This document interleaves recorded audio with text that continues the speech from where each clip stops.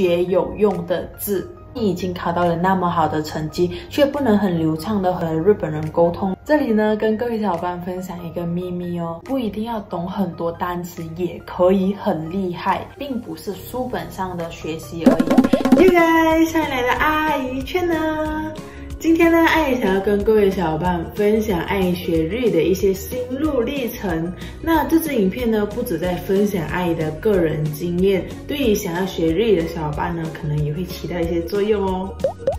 所以今天这支影片呢，主要会分为2个部分。第一个部分呢，阿姨会跟各位小伙伴分享说，阿姨是怎么从零基础到考到 N1 的整个的这个心路历程。第二个部分呢，阿姨则会跟各位小伙伴分享说，阿姨自己学日语的一些小诀窍。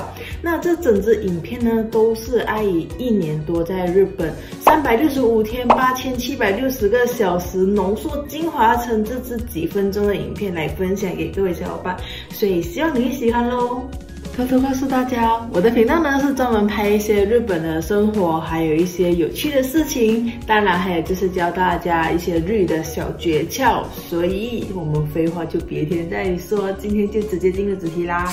首先呢，阿姨还是要自我介绍一下。虽然可能很多小伙伴都听到要吐了，但是呢，因为可能会有新小伙伴嘛，所以这里阿姨还是要简单的自我介绍。就是阿姨是有到日本留学过1年半，在那个期间呢是在学日，然后就回国了。至于为什么会回国呢？好奇的小伙伴可以在这里看一下哦。剧透一下，那个答案呢是你绝对意想不到的。那我们就进入今天的第一个部分咯。阿姨在去日本之前呢，有在马来西亚上了4个月的日语补习班，在那之后呢，就飞到日本去上1年半的日语学校。所以严格上来说呢，阿姨学日语的这整个过程应该是4个月的日语补习班，再加上1年半的日语学校，总共是22个月。那听到这边，各位小伙伴可能会想，阿姨，那标题不是写1年而已吗？为什么12个月会变成22个月啦？冷静冷静，阿姨正要和你说故事呢。其实呢，阿姨是为了去日本就读，所以在去之前呢，就上了4个月的日语补习班。那个日语补习班呢，其实不是必要的，只是为了让自己放心和家人可以安心一点呢，就去上了这个日语补习班。在那之前呢，阿姨是完全不会日语的哦，最多也是 sayonara。告诉大家一个题外话哦，sayonara 这句话呢，阿姨到了日本基本上没有用过，甚至很少听到日本人会说这一句话。那他们要说再见，他们会怎么说呢？またね、じゃあね、拜拜。当然不止这一句，还有不客气。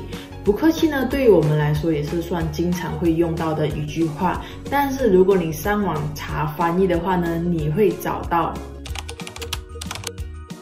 どういたしまして。虽然这个どういたしまして日本人也是会用，但是他们更加常用いえいえいえ、とんでもないです。等等。由于日语里面呢还有很多这样子的例子，所以今天阿姨就不一一列出来啦。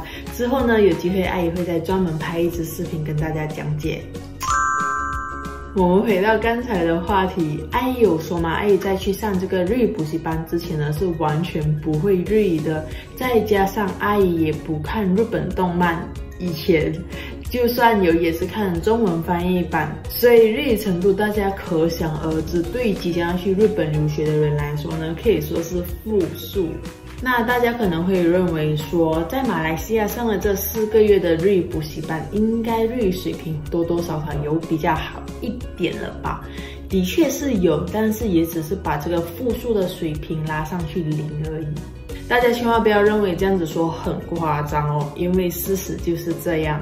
当时呢，阿姨学完了这4个月的日语补习班之后呢，就带着阿姨考过的这个 JLCD5 飞到了日本。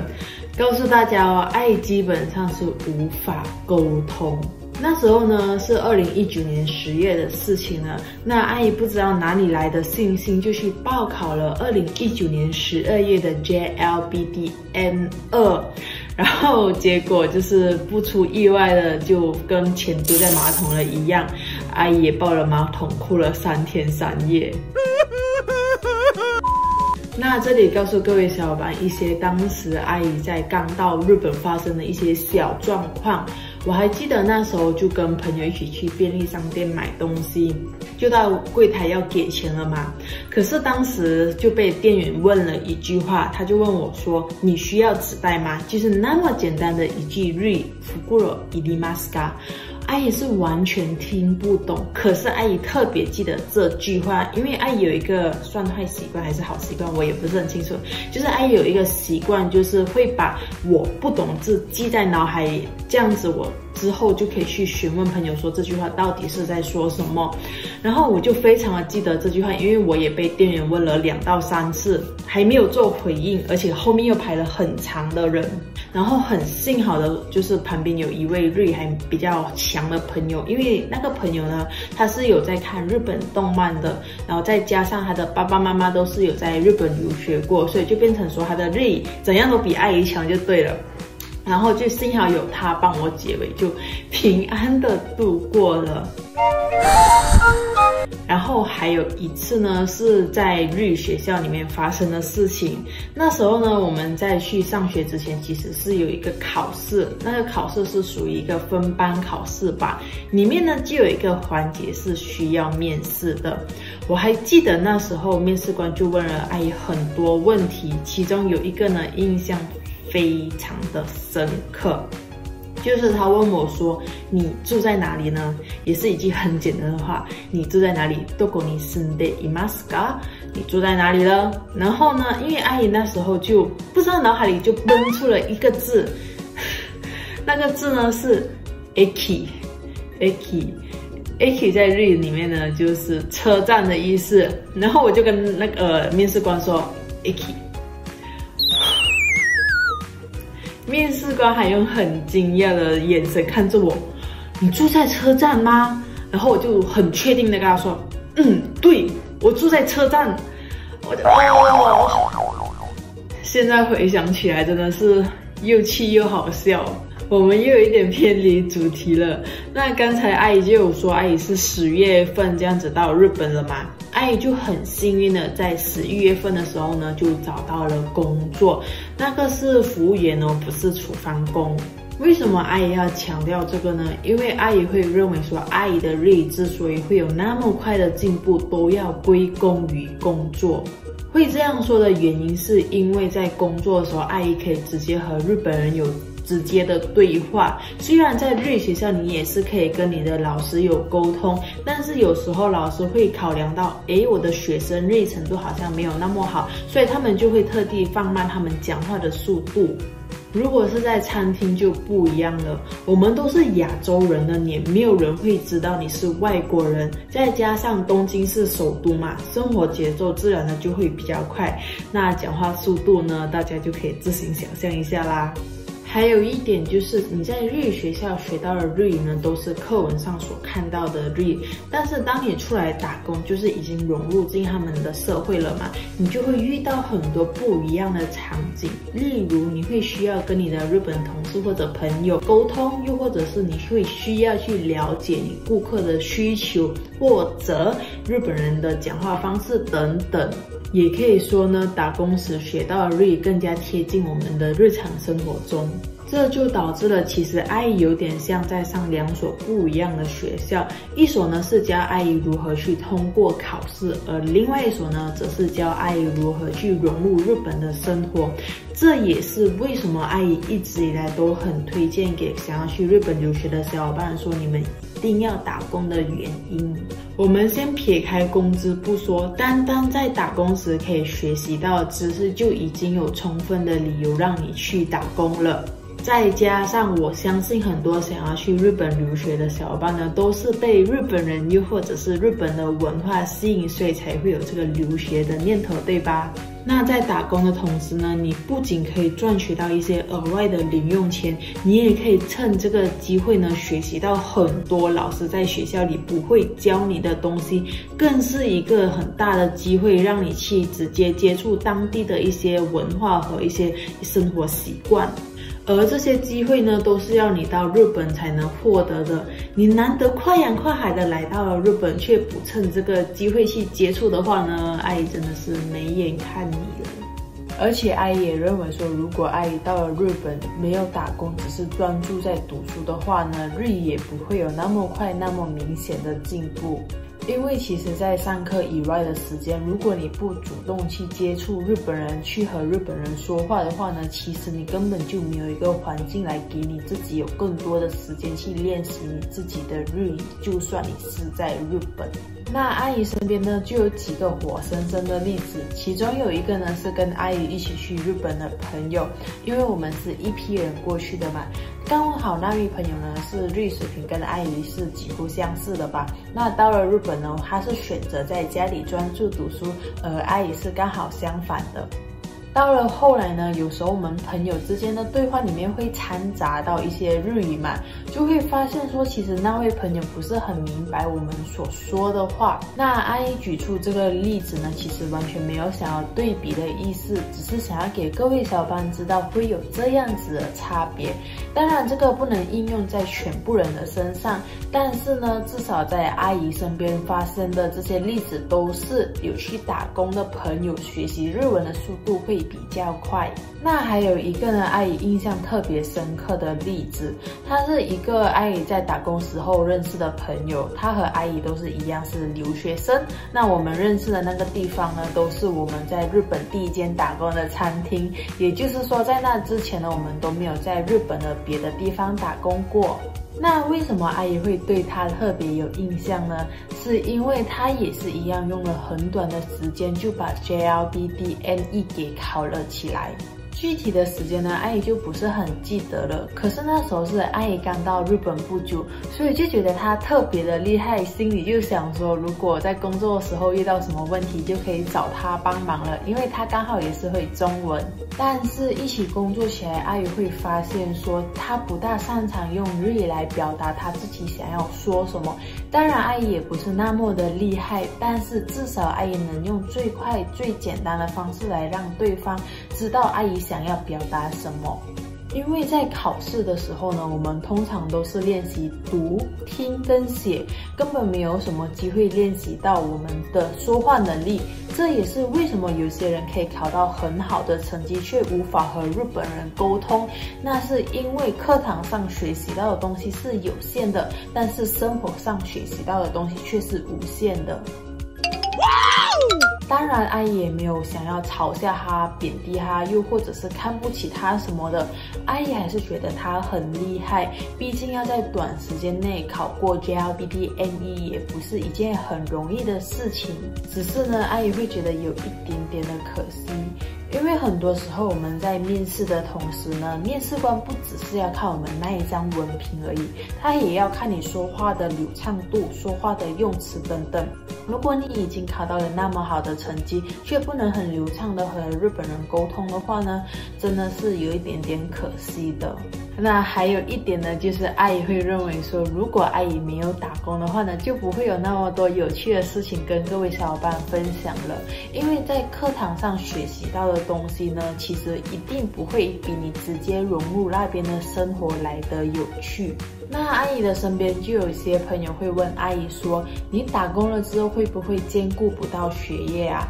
阿姨个人认为说是不会，因为在打工的同时呢，其实你也是在学习着不一样的日语，只是呢一开始可能会有一些的辛苦。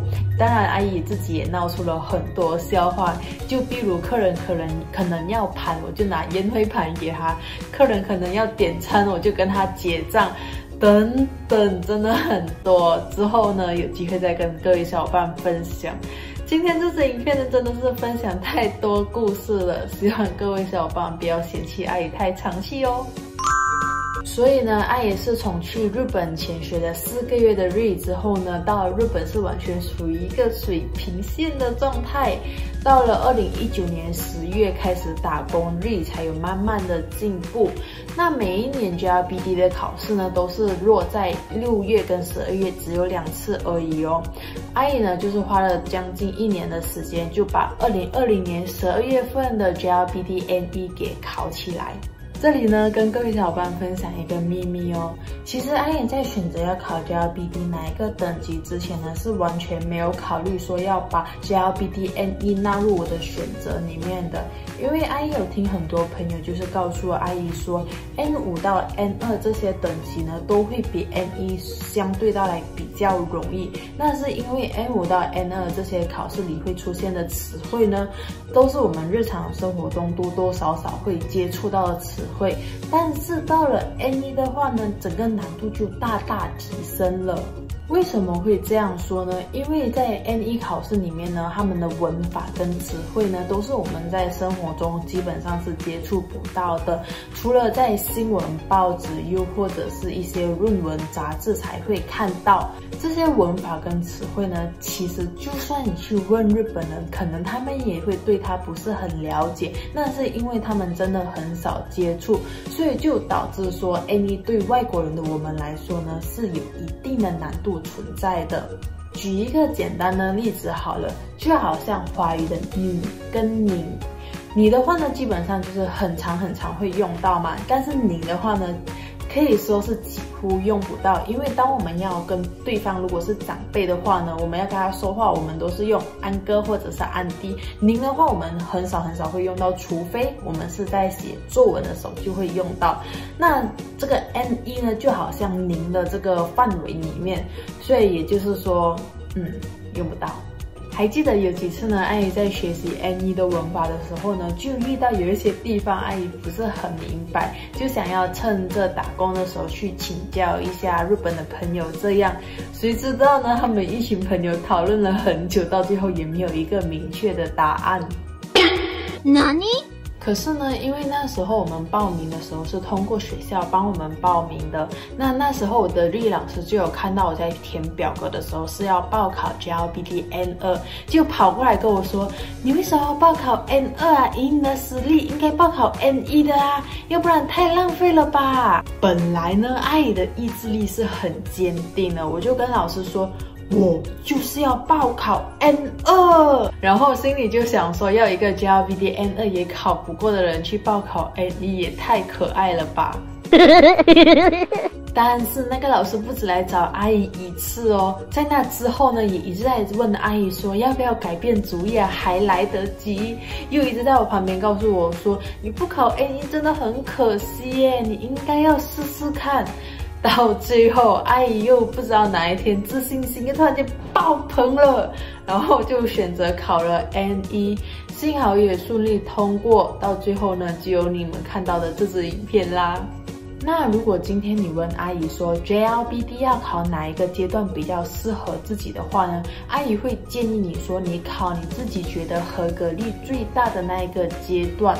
但是如果今天你是有想要就是报考大学的话呢，最少要有 N3 又或者 N2。可是大学毕业了之后，如果你还有继续想要升学又或者是工作有需求的话呢，那时候可能就要有 JLPT N1 的成绩了。可是每个人呢，学语言的目标和目的都不一样。就拿阿姨自己本身做例子好了，其实比起考试呢，阿姨更加注重在沟通和说话方面。因为阿姨会认为说，你的成绩就算再好，如果你不能用那个语言跟人家沟通的话呢，你学习到的东西都是纸上的知识而已。所以呢，阿姨不认为说成绩是一个必然的东西，除非今天你是要考大学，又或者是工作需求等等的话呢，就没有办法，你就必须考。如果不是的话呢，其实你根本就不需要用那个成绩来证明说你自己的这个语言能力。你能运用那个语言跟那个国家的人沟通的话呢，基本上你就已经证明了你自己。OK， 以上呢就是阿姨从零基础开始学日语到考到 N1 的这整个过程。要说长不长，短也不短。那我不知道各位小伙伴听了之后呢，会不会有点一头雾水，对于学日语的方向就更加的乱了。可是不要担心，因为接下来呢，阿姨有整理出阿姨在学日语的时候的一些小技巧。阿姨大概分出了3个重点。第一，学有用的字。不知道大家会不会有一个刻板印象，就是说日语很厉害的人一定懂很多日语的单词。但是其实不一定要懂很多单词也可以很厉害，诀窍就是学有用的字。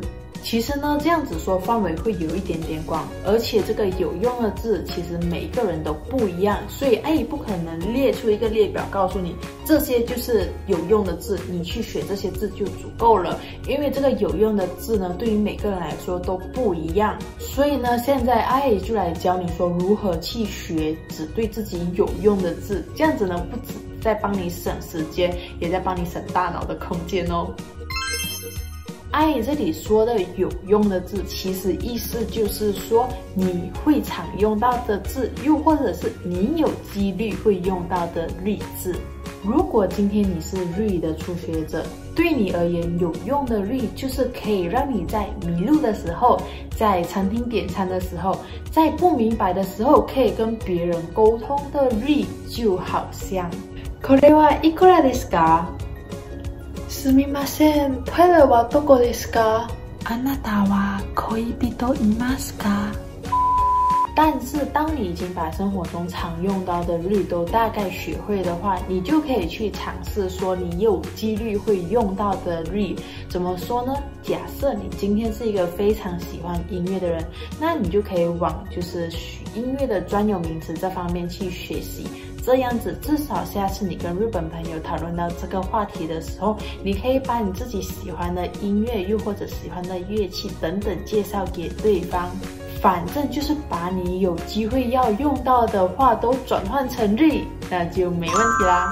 对了，阿姨这里要强调一点，就是阿姨所说的这个学有用的字，并不是书本上的学习而已。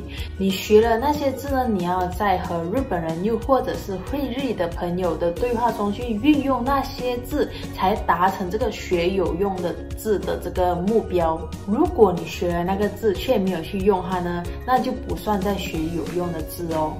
为什么阿姨要强调这一点呢？因为我们在读的时候，固然可以让我们大脑去吸收这些新的单词，但是单单靠那样是不足够的。我们必须要适当的去运用这些新的单词，才可以让我们大脑更好的吸收它。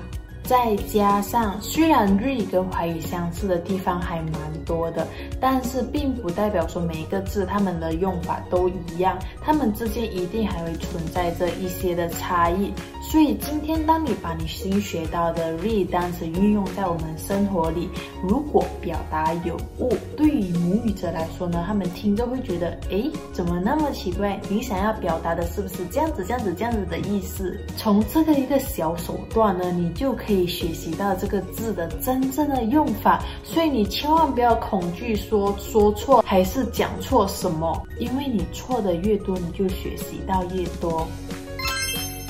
第二，多看新闻。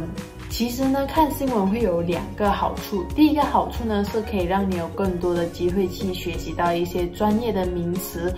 第二个好处呢，就是可以增加你跟朋友之间的话题。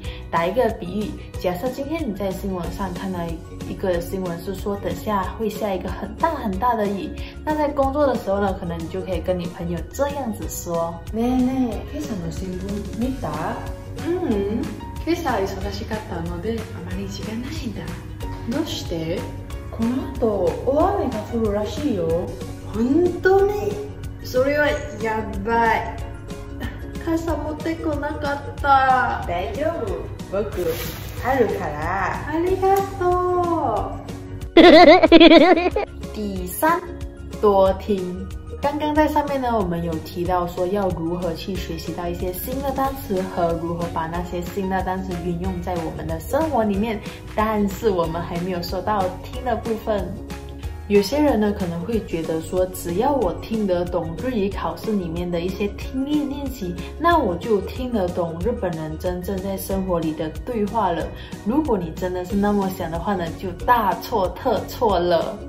对于初学日语的人来说呢，我们讲话的速度是在这里，那我们考试里我们听到的听力的速度呢是在这里。日本人在真正生活里会讲话的速度呢是在这里。所以如果我们听得懂真正日本人在说什么的话呢，对于要应付考试里的听力基本上不会有太大的问题，因为主要呢是给我们的耳朵和大脑去习惯那个速度。那如果你发现说你找不到一个人跟你说日语，但是你却很想要练习那个日语的听力的话呢，其实你可以试试看在网上找一些听力的教材，然后把它放快来听。当然不要一开始就放2倍哦，你可以慢慢从1.25、1.5这样子慢慢升到2倍，因为如果一开始直接听2倍的话呢，可能就会太过吃力，很容易就放弃了。这里给大家听听看，就是一些听力教材，就是在考試里会听到的听力练習的普通速度跟放快了2倍之後的速度。佐藤くん、悪いんだけど、明日の会議の準備、ちょっと手伝ってもらえない？社長に他のこと頼まれちゃって。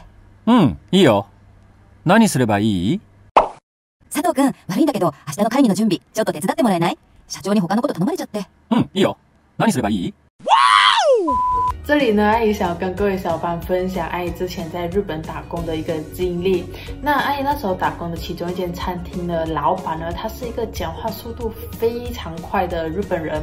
那在那之前呢，其实阿姨没有意识到这一点，只是觉得说是不是自己的日语程度还不够，所以一直很难去理解对方在说什么，因为真的太快了。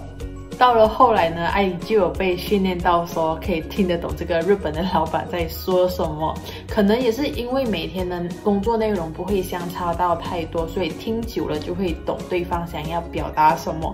可是后来阿姨发现说，其实就连日本人也听不懂我那个老板在说什么，因为阿姨会觉得说，不管是哪一个国家的语言都好，只要我们要发音要快的时候呢，就很难去咬字清楚。所以阿姨到后来才意识到说，原来不是自己的问题。可是其实阿姨也很庆幸说有这个环境可以让我练习到我的听力。那我也不知道是不是因为托这个老板的福，阿姨每次在考试的时候呢，听力的部分呢都会考到比较好的成绩。以上这3个方法呢，都是阿姨在学日语的时候会有的一些小习惯跟小技巧。这些方法呢，不管你是不是在日本，其实都可以用，因为不一定要到日本才可以和日本人沟通嘛，其实你只要有网络就可以了。那阿姨不知道阿姨的这套方法对你来说会不会有效果，但是应用在阿姨身上的效果还是蛮不错的，所以非常鼓励各位小伙伴去尝试看看哦。不管你是想要考日检也好，还是想要很流利的可以跟日本人沟通也好，你把阿姨刚才所说的那3个部分都反复去使用，让它变成你生活中的一些小习惯的话呢，阿姨相信你很快就可以掌握日语了哦。之后呢，阿姨会分享阿姨在学日语会用的 APP， 所以敬请期待。拜拜。